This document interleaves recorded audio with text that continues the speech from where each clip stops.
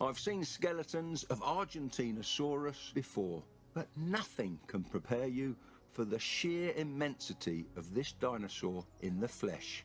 These titanic sauropods, fittingly called titanosaurs, grow rapidly. Once they reach a certain size, they're virtually untouchable and have nothing to fear from puny apex predators. Hello everyone and welcome to another habitat speed build for Prehistoric Kingdom, and this time around it is for the Argentinosaurus. It was the dinosaur that was requested by you guys. You guys wanted to see a habitat for this dinosaur, so I oblige, I provide, and here it is. So the idea here was sort of an open valley, I suppose, so the entire area is sunken down, and we're going to be giving it 2 viewing opportunities, it being our well-paying guests. And the first viewing opportunity is what we're working on right now, and that is the elevated platform. And it's very white, and it looks like a fan. The shape will change in a little bit. Stay tuned to see what it's going to look like exactly when we're all done. Of course, you've seen a little preview. Now, what I'm testing right here, actually bringing in Pedro, I think it is just to test the height of the platform. Because what's really important is that when our guests stand on the edge, they are supposed to be like sort of at eye level with the Argentinosaurus. That is the first experience that we'll be providing, with the other viewing platform, viewing area giving a very different perspective. Now the idea here is what I'm building is sort of a support structure, or a suspension structure I should actually say, which was inspired by the Erasmus Bridge here in the Netherlands where I live. The initial idea was actually to make a bridge with a structure like this for the suspension, but in the end I decided that the valley was going to be too wide, so the bridge would have to be too big, and I didn't really want that. So instead I went for a platform, but I did still want to do like this, yeah, what am I gonna call it? Like a caricature of an Argentinosaurus, or of a sauropod at least. So I still wanted to execute that idea, so that is what I did. It actually looks more like a giraffe, but I think the tail that I'm adding right now helps. This is all made from the letter I. Me, myself, and I. And as you see, it is quite easy thanks to the tools in the game. I built it on the ground. We just select all of it and then we flip it over so it stands upright. And there is the structure. And there you go, it goes right in the middle. I will say that the platform at a certain point has started to remind me of the USS Enterprise, and that is never going away. But this is what we're working with right now. These glass panels that I'm adding, it would have been a lot easier if I had that idea from the start when I first made the main circular structure, but I didn't. So I'm really giving myself a lot of extra work. Here, same with these little fences. If I just added these to the individual segment before duplicating it in a circular manner, it would have been a lot less work. But my process is really inefficient in that regard, where I don't really, in my mind's eye, see which kinds of details I want to add until the structure starts to get more shape. It's really difficult for me to envision just based off one teeny tiny slice of the pie, so to speak, what kind of details I want to add to it and then duplicate for the ease of it. So it is a very roundabout way, not necessarily something I would recommend, but that is just the creative process for me. And at the end of the day, that's how you have to approach this game. You have to do what works for you, even if it is gonna take a little bit longer.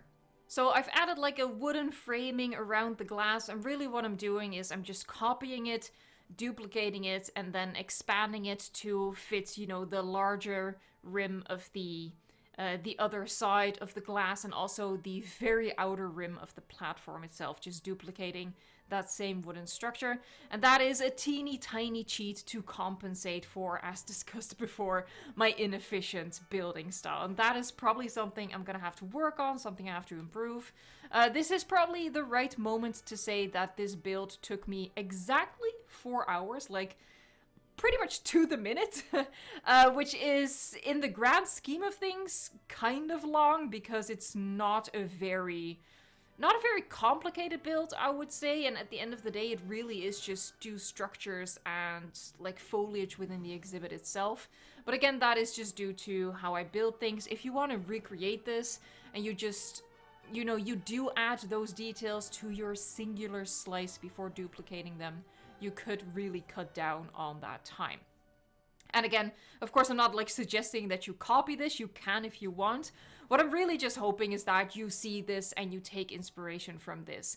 Something that I'm being confronted with Prehistoric Kingdom is I'm seeing all of these amazing builds by other people. And I'm like, okay, I'm not at that level yet. Your girl needs a little bit more practice. And I'm working on it. But I do think that in essence, like at the base of it, I have some interesting ideas. So at the very least, I hope that you can take away those ideas from my videos and then implement them in your own parks and improve on them. That is my hope, because I'm seeing stuff out there that is like way beyond my skill level at the moment, but I do like the idea of having this elevated platform, and I also really like the idea that I'll be working on after this, which is like the lower viewing opportunity, which I thought was really super cool, and it actually ended up being my favorite part of the build, but I'm getting ahead of myself. Now, obviously, as I said, the structure, the caricature of the Argentinosaurus was initially meant to hold a suspension bridge, right? So I needed to do something with this platform that still gave that white Argentinosaurus, let's just call it that, a purpose. It needed to suspend something. So that's what that little circular wooden roof thing was doing. It really just was to give purpose to the structure. And speaking of the structure, it also, of course, can't really float this giant platform. So I was just fiddling around with how I wanted to add support struts underneath, and while copying it over, I accidentally did that, or not accidentally, but you know, it was part of the steps, and I just really liked how that looked, how the two of them crossed over like that.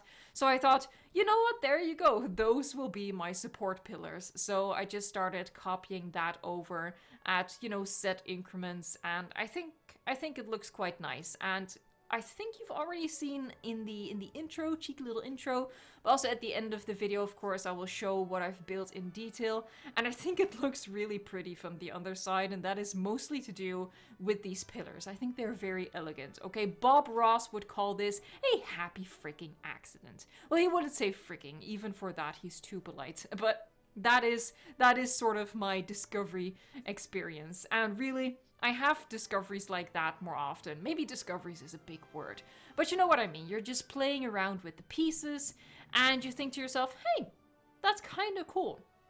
So that's really what you should embrace while building a Prehistoric Kingdom.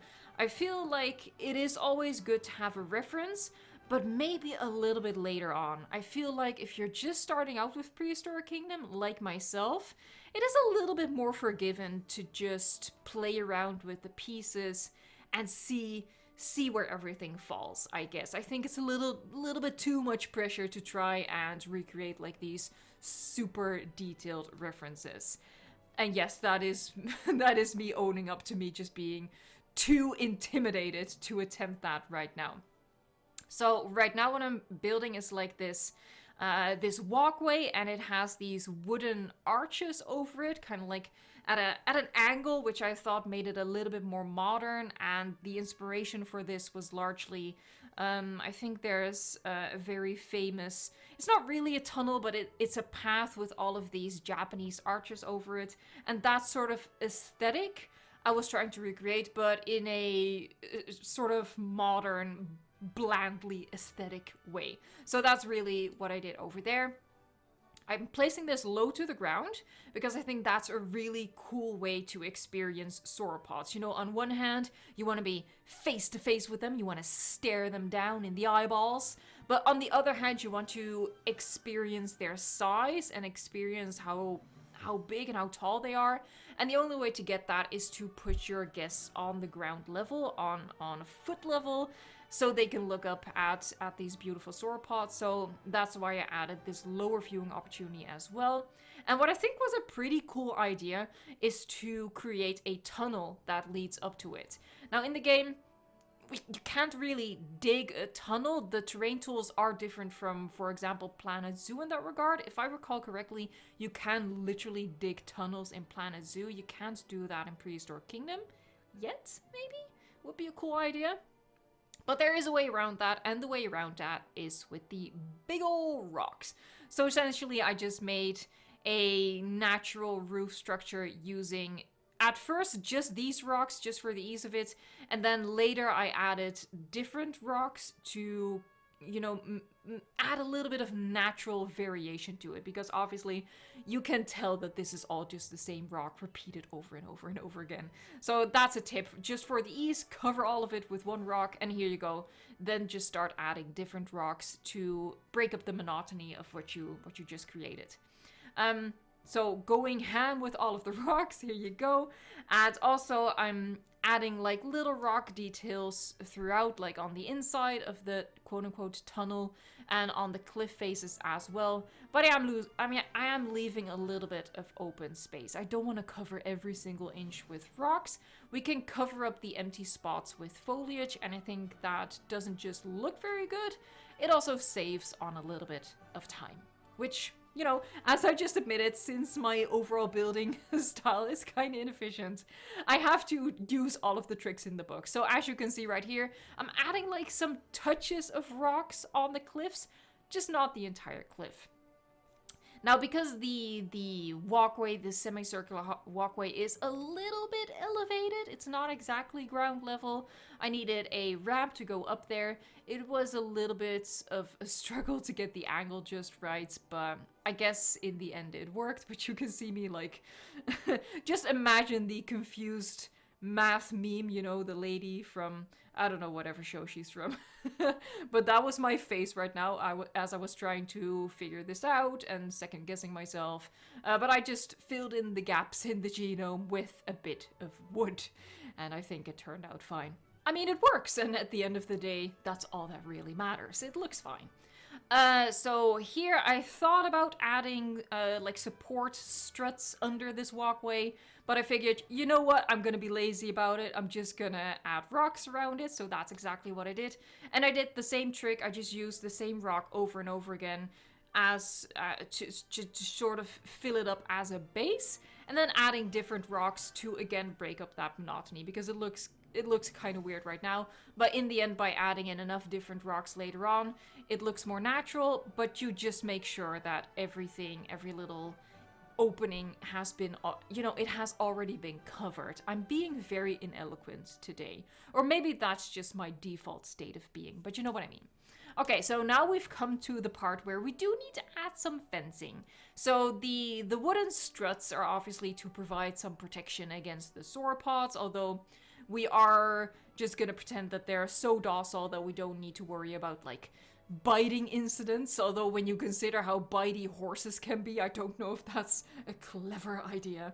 But that's what we're going with. But of course, for the people, we need some fencing so they don't think to themselves, you know what? I'm just gonna walk into this dinosaur exhibit. That's like a fun and responsible thing to do. Moving on though, we're gonna work on the actual exhibit itself, which I almost feel like I neglect. I have so much fun building the structures, and I guess building the exhibits, even though we have more tools available, I'm very aware and very thankful for that. It is very similar to the Jurassic World evolution experience, whereas the building of the buildings is very different. So that's why I can really lose myself in building the buildings.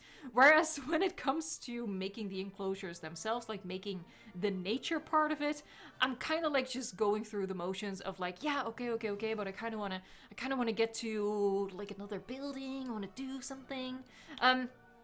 Oh, by the way, I just noticed, and you might have noticed as well, in some of the shots, the white Argentinosaurus structure is missing, and you might be wondering, what happened? Did she accidentally delete it? No. The way the sign pieces work is that they don't render from a large distance, and that's just to save up on like the demands of the game, you know, to lower the demands of the game. It doesn't render the sign pieces. And the Argentinosaurus is made up of huge eye signs. So when you zoom out far enough, it actually disappears. So it was a little bit of a struggle to get like a proper overview screenshot of it, but we managed. So yeah, it is a little weird that when you zoom out, the like part of the structure disappears, but I've accepted it and I've moved on, and I hope you will too.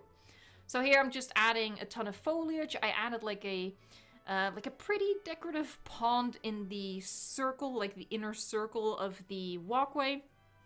I initially toyed with doing like a mini exhibit over there, and I feel like I have to mention that as like a tip if you are thinking to yourself, hey, that idea is kind of cool, I want to do that too.